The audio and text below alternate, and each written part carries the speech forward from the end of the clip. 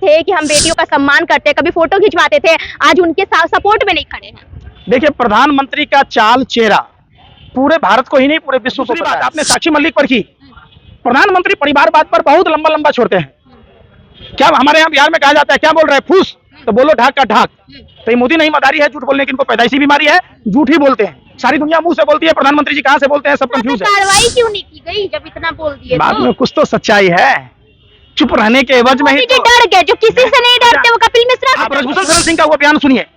ब्रजभूषण शरण सिंह बोला कि मैं मुंह खोलूंगा और भूचाल आ जाएगा, और उस भूचाल के डर से प्रधानमंत्री जहां देश की बेटी को इंसाफ दिलाना था, प्रधानमंत्री उस पर कुछ नहीं कर रहे। साक्षी ब्रजभूषण शरण सिंह पर कार्रवाई करने की औकात है भाजपा में किसी को?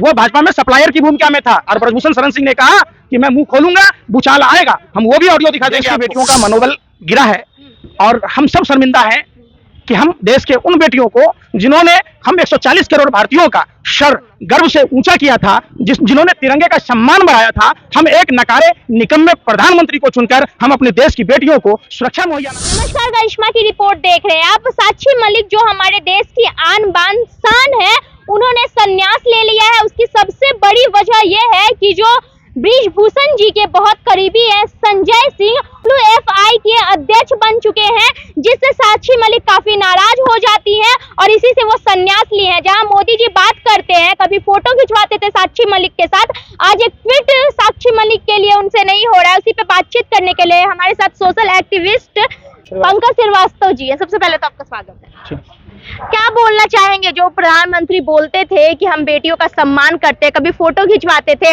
आज उनके साथ सपोर्ट में नहीं खड़े हैं। देखिए, प्रधानमंत्री का चाल चेहरा पूरे भारत को ही नहीं पूरे विश्व को पता है। जो आदमी अपने घर की महिला का सम्मान नहीं कर पाया, एक बेटा होने के नाते, गीता में साफ साफ लिखा है माँ बाप की सेवा करना।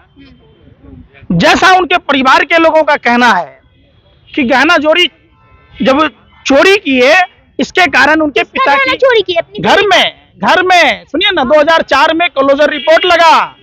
सुन लीजिए, प्रधानमंत्री जी जब जसोदाबेन से शादी की 18 साल की उम्र में, तो 19 साल के बाद उन्होंने प्रधानमंत्री जी ने अपनी पत्नी को छोड़ दिया।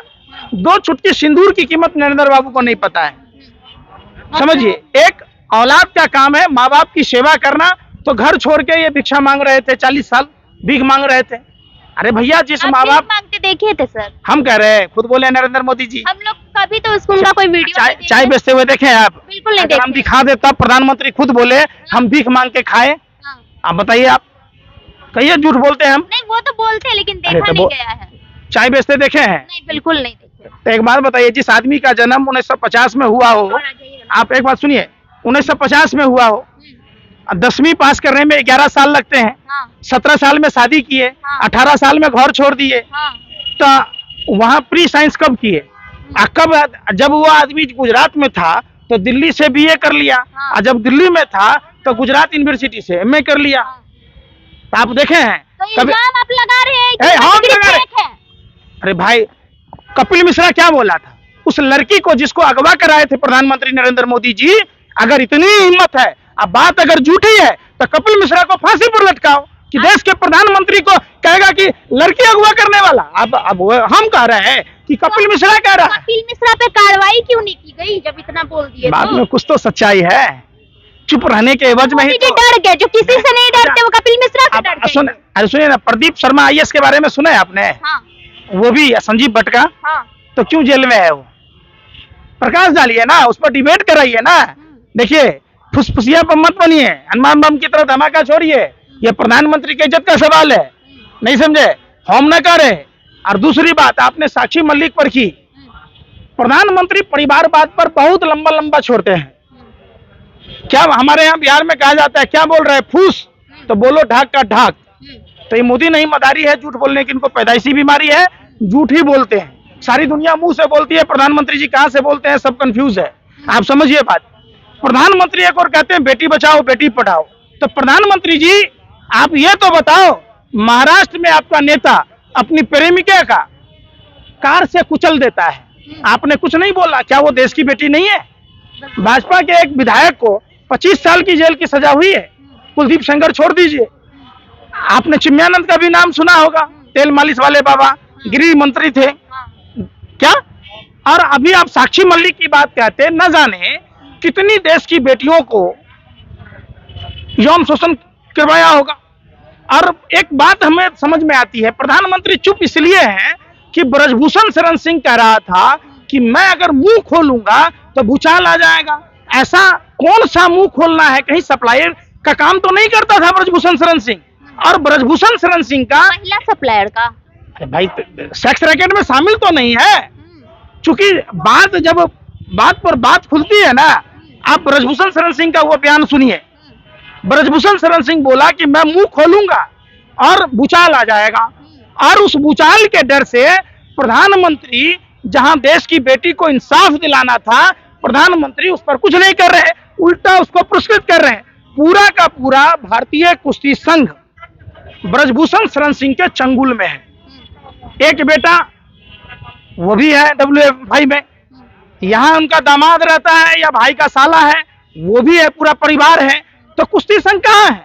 ब्रजभूषण संघ है।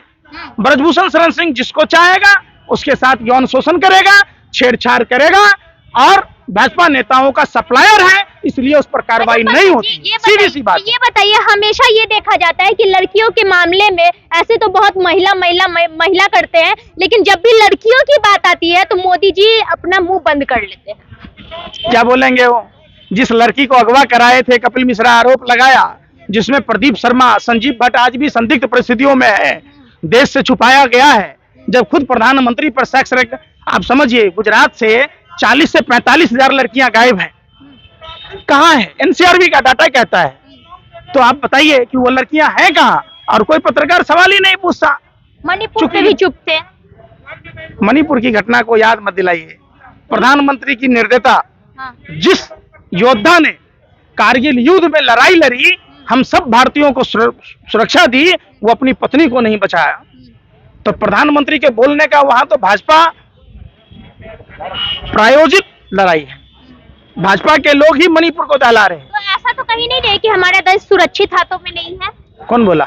हम पूछ रहे हैं आपसे। सुरक्षित अगर होता तो मणिपुर की घटना होती?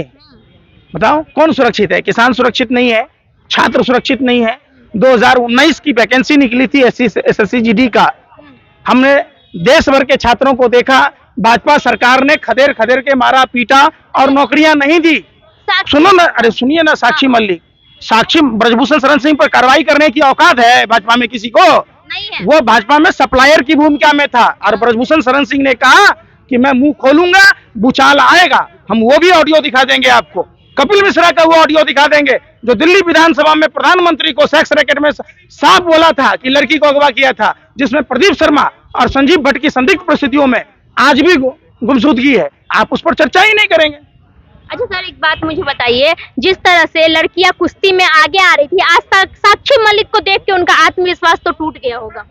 देखिए, निश्चित तौर पर देश की बेटियों का मनोबल गिरा है, और हम सब शर्मिंदा हैं कि हम देश के उन बेटियों को, जिन्होंने हम 140 करोड़ भारतीयों का सर गर्व से ऊंचा किया था, जिन्होंने तिरंगे का सम्मान बढ़ाया था, हम एक नकारे निकम्मे प्रधानमंत्री को चुनकर हम अपने देश की बेटियों को सुरक्षा मुहैया ना करा पाए, इंसाफ मुहैया ना करा पाए, शायद हमारे शरीर का खून पानी हो चुका है।